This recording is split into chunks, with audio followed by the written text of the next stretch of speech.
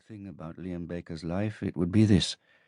When he was 18 years old, he beat a girl half to death and left her paralyzed from the waist down because she tipped a bucket of popcorn over his head. As defining events go, nothing else comes close for Liam, not the death of his mother or his faith in God or the 3 years he has spent in a secure psychiatric hospital, all of which can be attributed in one way or another to that moment of madness in a cinema queue. That moment of madness is the term his psychiatrist just used. Her name is Dr. Victoria Naparstek, and she's giving evidence before a mental health review tribunal, listing Liam's achievements as though he's about to graduate from university. Dr. Naparstek is a good-looking woman, younger than I expected, mid-30s with honey blonde hair brushed back and gathered in a tortoiseshell clasp. Strands have pulled loose and now frame her features, which otherwise would look quite elfin and sharp. Despite her surname, her accent is Glaswegian, but not harsh or guttural, more a Scottish lilt, which makes her sound gay and carefree, even when a man's freedom is being argued. I wonder if she's aware that her eyes devour rather than register a person. Or perhaps I'm being unfair. Liam is sitting on a chair beside her. It has been 4 years since I saw him last, but the change is remarkable. No longer awkward and uncoordinated, Liam has put on weight and his glasses have gone, replaced by contact lenses that make his normally pale blue eyes appear darker.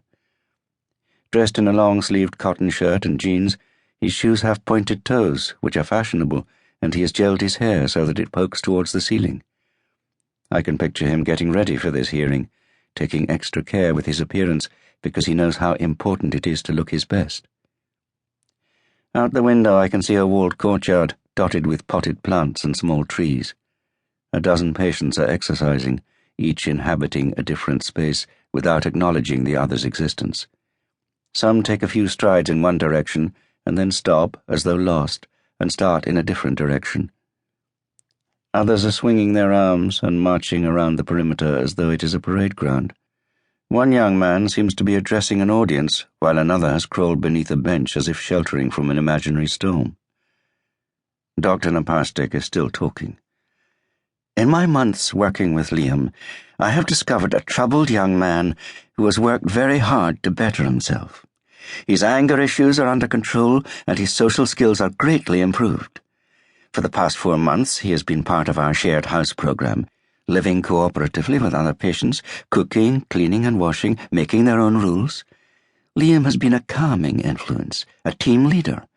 Recently, we had a critical incident when a male resident took a hostage at knife point and barricaded a door. It took 5 minutes for security to gain access to the shared house, by which time Liam had defused the situation. It was amazing to watch. I glanced at the 3 members of the review tribunal, a judge, a medical specialist, and a lay person with mental health experience. Do they look amazed, I wonder? Perhaps they're just not showing it. The tribunal must decide if Liam should be released. That's how the system works. If an offender is thought to be cured or approaching being cured, they are considered for rehabilitation and release. From a high-security hospital, they're transferred to a regional secure unit for further treatment. If that goes well, they are given increasing amounts of leave, first in the grounds of the unit and later in the local streets with an escort, and then alone. I am not here in any official capacity. This should be one of my half-days at Bath University, where I've taught psychology for the past 3 years. That's how long it's been since I quit my clinical practice. Do I miss it? No. It lives with me still. I remember every patient. The cutters, the groomers, the addicts, the narcissists, the sociopaths, and the sexual predators. Those who were too frightened to step out into the world, and the few who wanted to burn it down. Liam was one of them. I guess you could say I